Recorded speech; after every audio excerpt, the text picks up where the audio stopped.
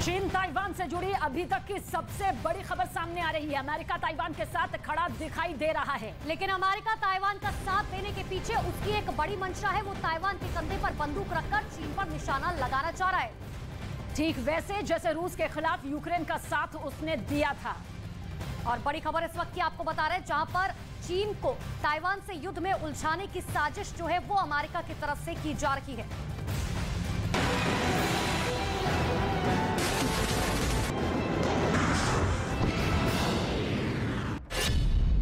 क्या चीन के खिलाफ अमेरिका ताइवान को इस्तेमाल कर रहा है?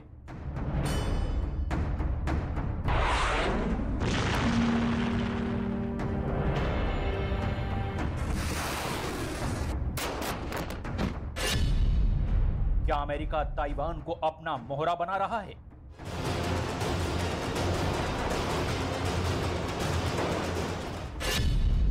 क्या ताइवान का असली दुश्मन चीन नहीं, अमेरिका है?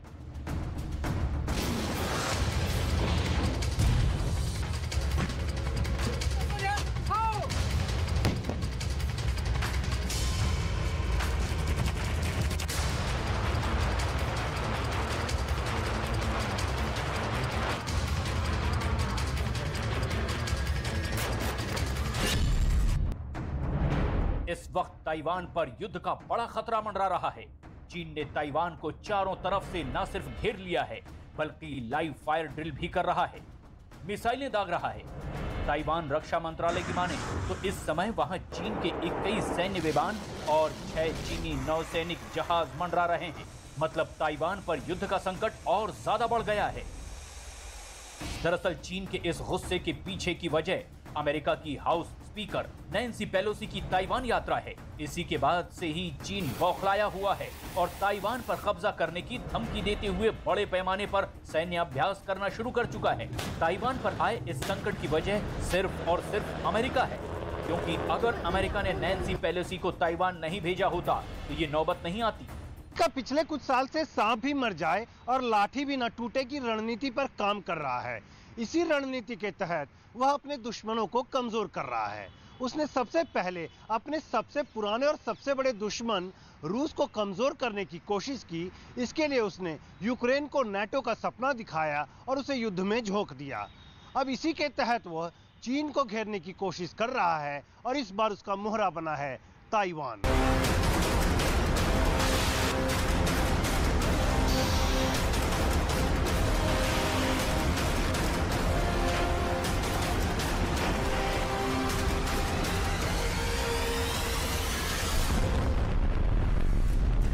इससे पहले ताइवान को लेकर जो बाइडेन और शी जिनपिंग की 28 जुलाई को फोन पर बातचीत हुई थी।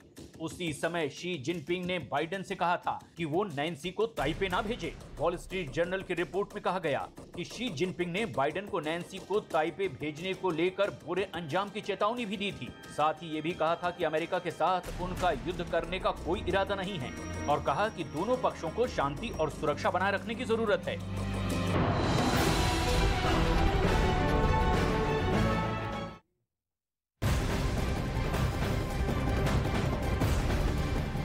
तो इसी बातचीत के बाद बाइडेन की तरफ से अधिकारियों का बयान सामने आया था कि अमेरिका वन चाइना नीति के लिए प्रतिबद्ध है, लेकिन सांसदों को ताइवान जाने का अधिकार है।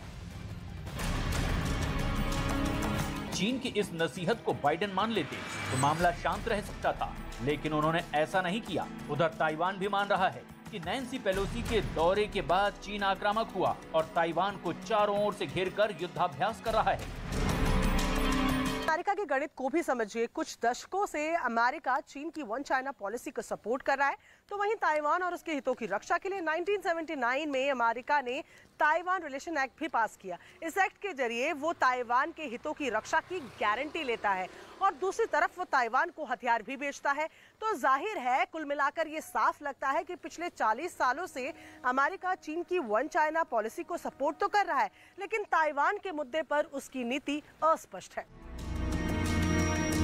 ऐसे में बड़ा सवाल ये कि जब अमेरिका चीन की वन चाइना पॉलिसी को स्वीकार करता है तो उसने 25 साल बाद अपने प्रतिनिधि को ताइवान क्यों भेजा? इस बीच अमेरिका की तरफ से बयान भी वैसे ही आ रहे हैं जैसे यूक्रेन युद्ध से पहले वो रशिया के खिलाफ दे रहा था। send troops to Taiwan if China invaded?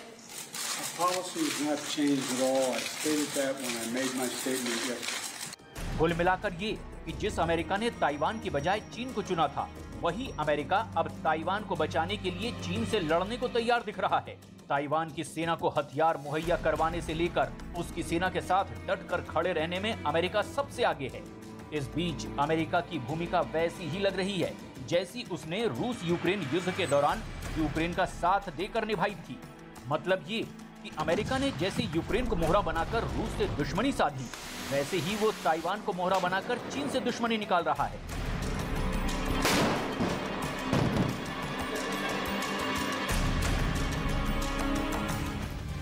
चीन और ताइवान विवाद से जुड़ी बड़ी खबर सामने आ रही है। चीन अब आर या पार के मूड में है। चीन ने गई सबसे नई पनडुब्बी को भी ताइवान के पास तैनात कर दिया है।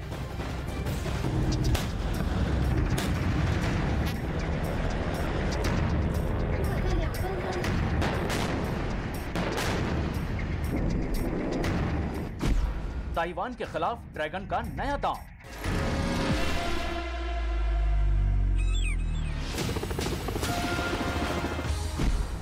ताइवान के पास चीन की पनडुब्बी तैनात।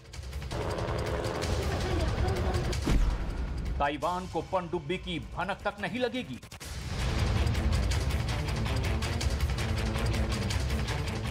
चीन ने ताइवान पर नजर रखने के लिए ऐसी पनडुब्बी समंदर में उतारी है जिसके बारे में ताइवान पता ही नहीं लगा पाएगा। चीन की इस नई पनडुब्बी का अब तक दुनिया को नाम तक नहीं पता। उसके खतरनाक फीचर की जानकारी तो दूर की बात, मतलब ताइवान को यही नहीं पता कि उसका दुश्मन उस पर कब और कैसे हमला करेगा, क्योंकि जो ड्रैगन अब तक उस पर मिसाइलें बरसा रहा था, उसने एक नया दांव चल दिया है और ताइवान के पास वो पनडुब्बी तैनात कर दी है जिसे पिछले महीने ही नौसेना में शामिल किया गया था। अब आर पार के मूड में है चीन। माना जा रहा है कि चीन अब आर पार के मूड में दिखाई देने लगा है। वैसे चीन ने एक दिन पहले ही कह दिया था कि ताइवान तबाही को न्योता दे रहा है और उसकी आजादी का सपना कभी पूरा नहीं होगा, क्योंकि चीन ऐसा कभी होने नहीं देगा। ताइवान पर मिसाइलें बरसाकर, उसकी हवाई सीमा में घुसकर और उसका साथ देने वाले अमेरिका और जापान को धमकाकर चीन ने जंग का मैदान खोल दिया है। उसने ताइवान के 6 तरफ अपनी उन सभी मिसाइलों को दागा जिसे उसने दुनिया से छिपा कर रखा था। मतलब ये कि चीन ने खुलकर दुनिया को बता दिया है कि वो किसी भी कीमत पर ताइवान को हासिल करके रहेगा, फिर चाहे उसे अमेरिका से ही क्यों ना भिड़ना पड़े। अब तो उसने ताइवान के पास अपनी महाशक्तिशाली पनडुब्बी भी तैनात कर दी है। एक रिपोर्ट में दावा किया गया कि ये पनडुब्बी चीन के टाइप 039A युआन क्लास का नया वेरिएंट है, जिसका सही नाम दुनिया को नहीं पता, लेकिन जानकार मानते हैं कि पनडुब्बी का नाम टाइप 039C या टाइप 039D हो सकता है। खबर है कि इस पनडुब्बी को वुहान में बनाया गया था और फिटिंग के लिए शंघाई भेजा गया था और पिछले महीने ही इसे नौसेना को सौंपा भी गया है, जिसके बाद इसे सक्रिय कर दिया गया है। जानकार बताते हैं कि चीन की इस नई पनडुब्बी को स्टेल्थ फीचर के साथ बनाया गया है और ये बाहर से स्वीडन की A26 पनडुब्बी की तरह दिखाई देती है। चीन की महाशक्तिशाली पनडुब्बी में YJ-18 सुपरसोनिक एंटीशिप मिसाइल भी लोड हो सकती है।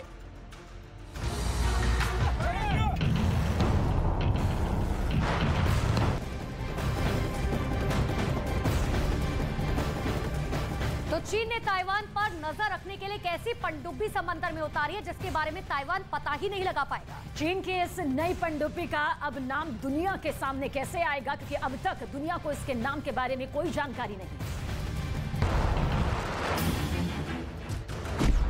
साउथ चाइना सी में चीन की ताकत, दुश्मन के रडार को भी चकमा दे सकती है पनडुब्बी।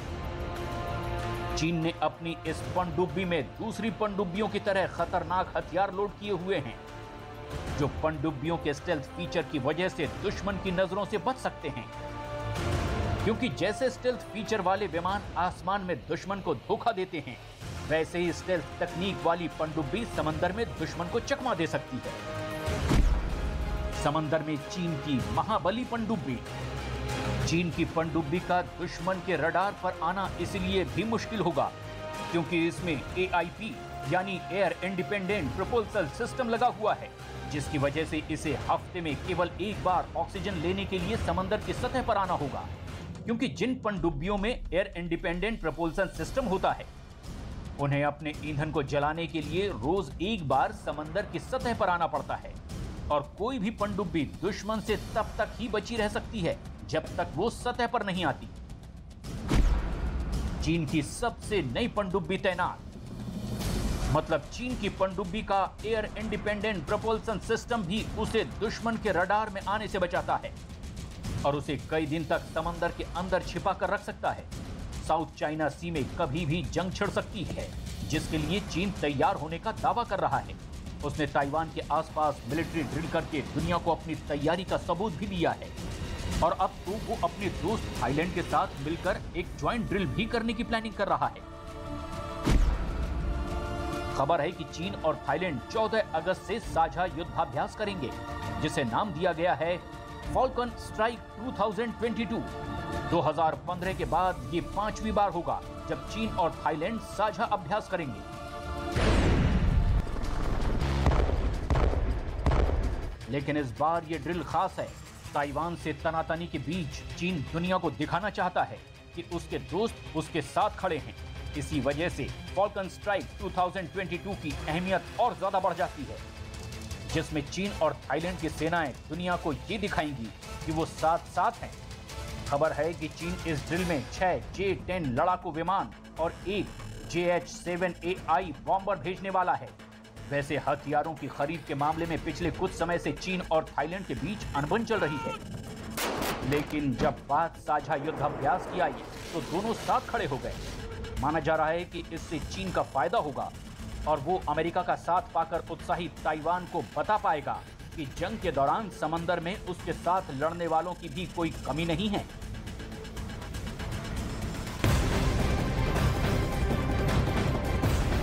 तो चीन की नई चाल लगातार एक के बाद एक सामने आ रही है। विश्व में 2 महाशक्तियां एक बार फिर आमने सामने आ गई हैं। ताइवान विवाद पर चीन डटा है तो अमेरिका भी अड़ गया है। अमेरिका ने ऐलान किया कि वो जल्द ही ताइवान स्ट्रेट में अपने जंगी जहाजों को एक बड़ा बेड़ा भेजेगा।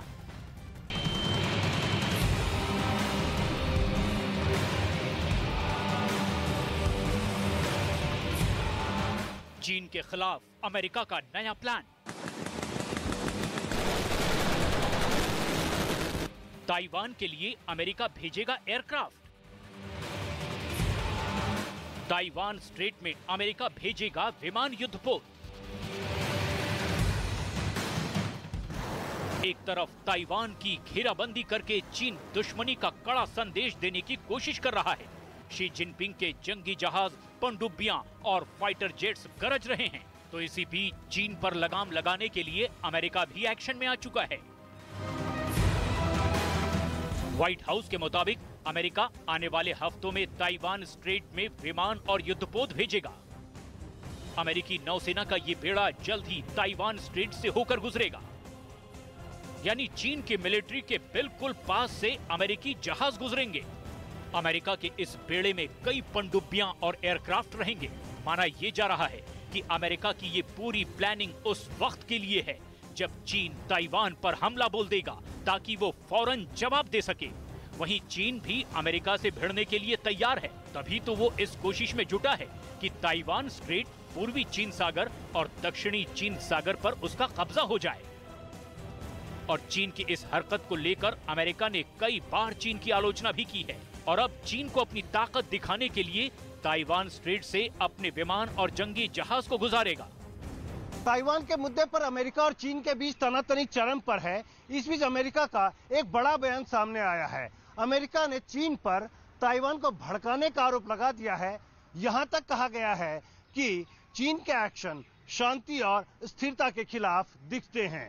व्हाइट हाउस के Indo Pacific coordinator Kurt Campbell ने दो टूक कहा है कि चीन की मौजूदा गतिविधियां शांति और स्थिरता के विपरीत दिखाई दे रही हैं। अमेरिका के मुताबिक चीन के तमाम एक्शन असल में शांति और स्थिरता के उद्देश्यों को कमजोर करते हैं।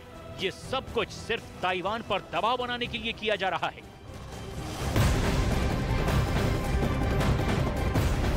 तो चीन पर लगाम लगाने के लिए अमेरिका भी अब एक्शन में आ चुका है।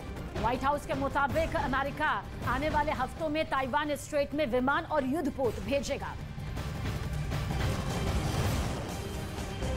इस टेंशन के बीच अमेरिका ने ताइवान को पूरी मदद देने का आश्वासन दिया है और साफ कर दिया कि जो भी अमेरिका के दायित्व हैं, उन्हें हर कीमत पर पूरा किया जाएगा। कर्ट कैम्पबेल ने ये भी कहा कि वो कोई भी फैसला जल्दबाजी में नहीं लेने वाले हैं। वक्त की नजाकत को देखते हुए हर फैसले लिए जाएंगे और आने वाले वक्त में अमेरिका उन क्षेत्रों में जरूर उड़ान भरेगा जहां तक अंतर्राष्ट्रीय नियम उसे मंजूरी देते हैं। चीन ताइवान टेंशन के बीच अमेरिका और इंडोनेशिया की सेनाओं ने इंडोनेशिया के सुमात्रा द्वीप पर युद्धाभ्यास किया, जिसमें अमेरिका, इंडोनेशिया, ऑस्ट्रेलिया, जापान और सिंगापुर के कुल 5000 से ज्यादा सैनिकों ने हिस्सा लिया। अमेरिका की इस वॉर प्रैक्टिस को चीन अपने लिए एक खतरे के रूप में देखता है। United States Indo Pacific Command के commander admiral John Christopher Aquilino ने इस युद्धाभ्यास के दौरान चीन को कड़ा संदेश भी दिया। The destabilizing actions by the PRC as it applied to the threatening activities and actions against Taiwan is exactly what we are trying to avoid.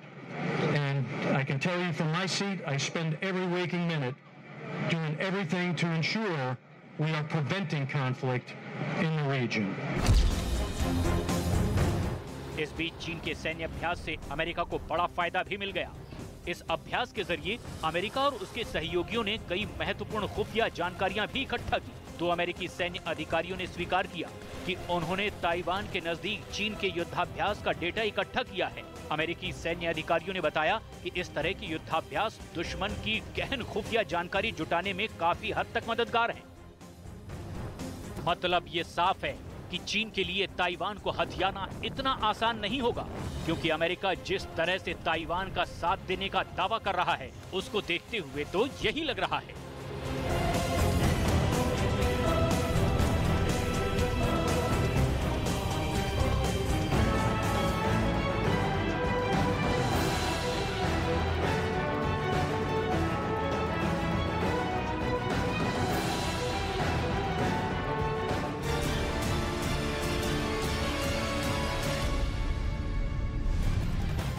रूस और यूक्रेन के बीच जारी युद्ध से जुड़ी इस वक्त की बड़ी खबर आपके सामने रखने जा रहे हैं। दरअसल रूस के पूर्व राष्ट्रपति दिमित्री ने यूरोप को परमाणु बम की धमकी दी है।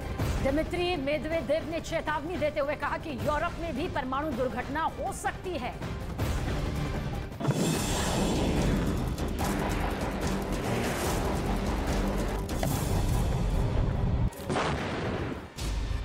यूरोप को परमाणु अटैक की धमकी किसने दी?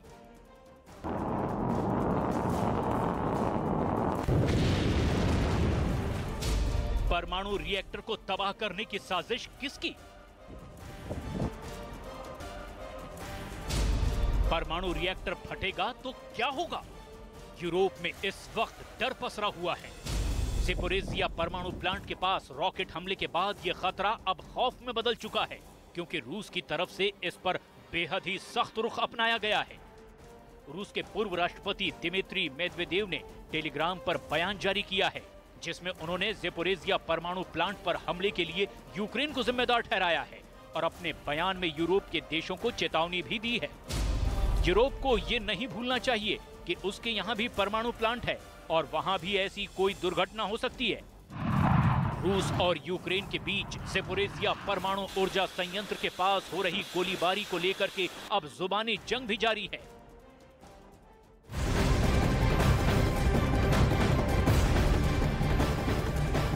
तो रूस और यूक्रेन युद्ध के दौरान नए हालातों में एक बार फिर से परमाणु हमले का खतरा मंडराता हुआ दिखाई दे रहा है, क्योंकि यूरोप शुरू से युद्ध में यूक्रेन का साथ दे रहा है और ऐसे में रूस के पूर्व राष्ट्रपति के ताजा बयान से मुश्किलें और बढ़नी तय है।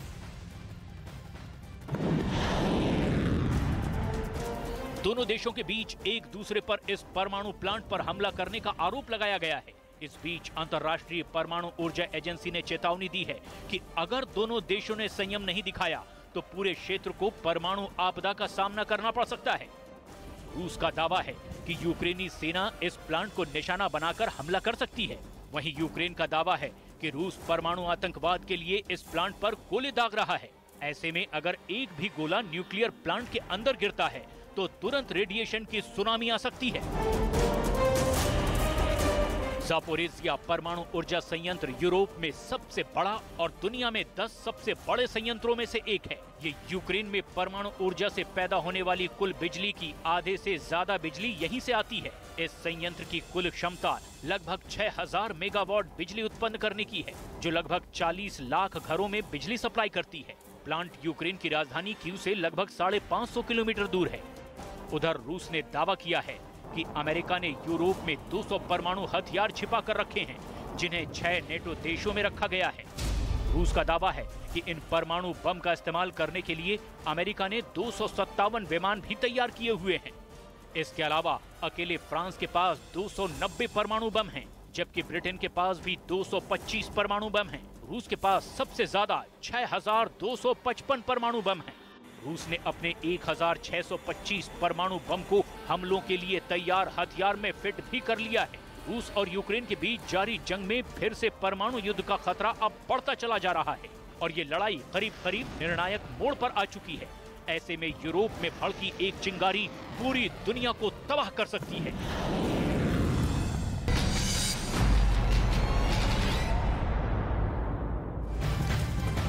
और इस वक्त की बड़ी खबर सामने आ रही है। लेखक सलमान रश्दी की हालत अभी भी नाजुक बनी हुई है। सलमान रश्दी पर चाकू से कई बार ताबड़तोड़ वार किया गया था।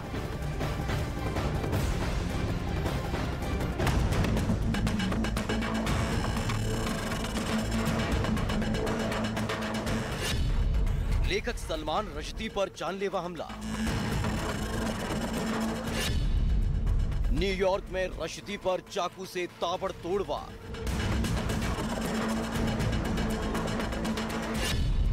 हमले में घायल सलमान रश्दी की हालत नाजुक।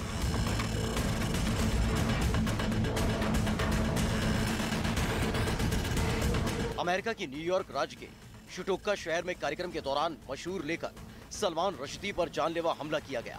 बताया गया कि बुकर पुरस्कार से सम्मानित 75 साल के सलमान रश्दी जैसे ही लेक्चर देने के लिए खड़े हुए, ठीक उसी वक्त हमलावर मंच पर पहुंचा और उन पर ताबड़तोड़ घूंसे और चाकू से हमला कर दिया।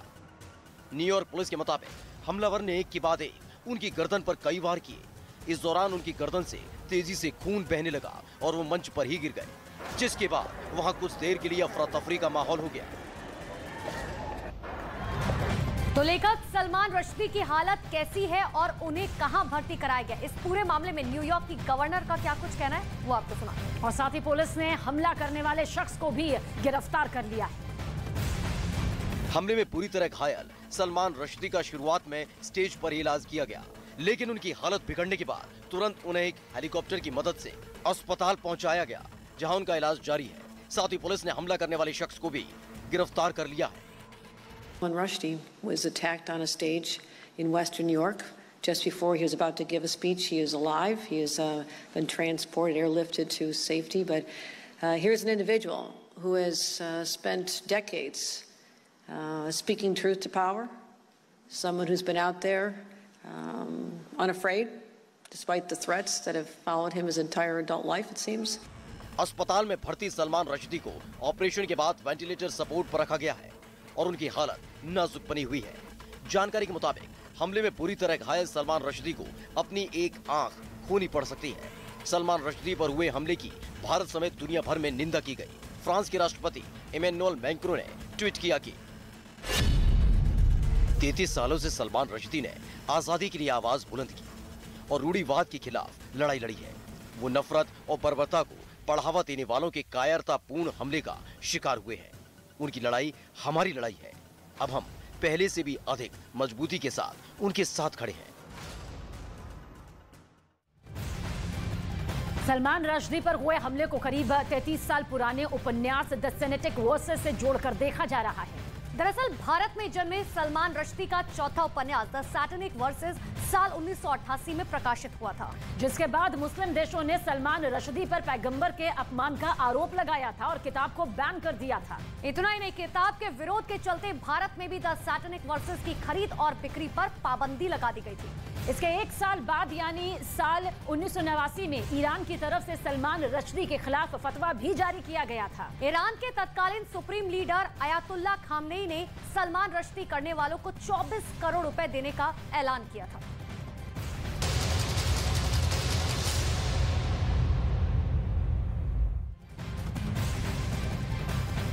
तो देश आजादी का 75वां साल अमृत महोत्सव के रूप में मना रहा है, जिसमें आज से हर घर तिरंगा अभियान की शुरुआत की गई। इस अभियान के तहत केंद्रीय मंत्री अमित शाह, बीजेपी अध्यक्ष जेपी नड्डा ने अपने घरों में तिरंगा फहराया और सीएम योगी आदित्यनाथ ने तिरंगा रैली को रवाना किया। देश भर में आज से हर घर तिरंगा अभियान की शुरुआत की गई, जिसमें देश के तमाम नेताओं ने भी बढ़ चढ़कर हिस्सा लिया। दिल्ली में केंद्रीय गृह मंत्री अमित शाह ने अपने आवास पर राष्ट्रीय ध्वज फहराया और हर घर तिरंगा अभियान का हिस्सा बने। वहीं बीजेपी अध्यक्ष जेपी नड्डा ने भी आजादी के अमृत महोत्सव के तहत हर घर तिरंगा अभियान के तहत दिल्ली में अपने आवास पर राष्ट्रीय ध्वज फहराया और देशवासियों से भी हर घर तिरंगा अभियान में शामिल होने की अपील की। इसके अलावा जेपी नड्डा ने बीजेपी कार्यालय में लगाई गई प्रदर्शनी भी देखी। उधर उत्तर प्रदेश के मुख्यमंत्री योगी आदित्यनाथ ने लखनऊ में अपने आवास पर हर घर तिरंगा अभियान के तहत राष्ट्रीय ध्वज फहराया और तिरंगा रैली को झंडी दिखाकर रवाना किया। इस दौरान सीएम हाथों में तिरंगा लिए छात्रों की तिरंगा रैली की अगुवाई करते दिखे। आजादी के अमृत महोत्सव के मौके पर पीएम मोदी ने भी सभी से घर घर तिरंगा लगाने और सोशल मीडिया पर डीपी के रूप में तिरंगा लगाने की अपील की। कर्नाटक में विदेश मंत्री एस जयशंकर ने भी हर घर तिरंगा अभियान की जागरूकता के लिए एक तिरंगा रैली निकाली। तो एक तिरंगा रैली निकाली गई। एस जयशंकर की तरफ से भी लगातार ये कोशिश है कि किस तरीके से जो है हर घर तिरंगा इस बार पहुंचाया जा सके, क्योंकि आजादी का अमृत महोत्सव इस साल देश मना रहा है।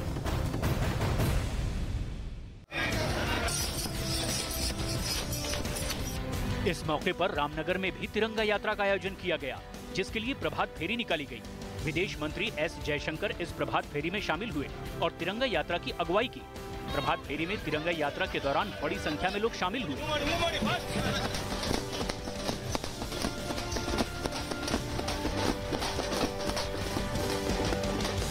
इस दौरान लोगों ने बड़ी संख्या में हाथों में तिरंगा लिए भारत माता की जय का उद्घोष करते हुए तिरंगा यात्रा निकाली।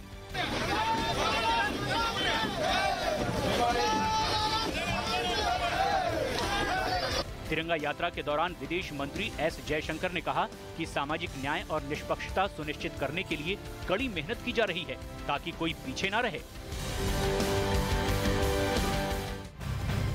आजादी के 75वें साल को अमृत महोत्सव के रूप में मनाया जा रहा है और प्रधानमंत्री नरेंद्र मोदी ने सभी से अपने अपने घरों में तिरंगा लगाने की अपील की है, जिसके लिए पूरे देश में रैलियां निकालकर लोगों को जागरूक किया जा रहा है।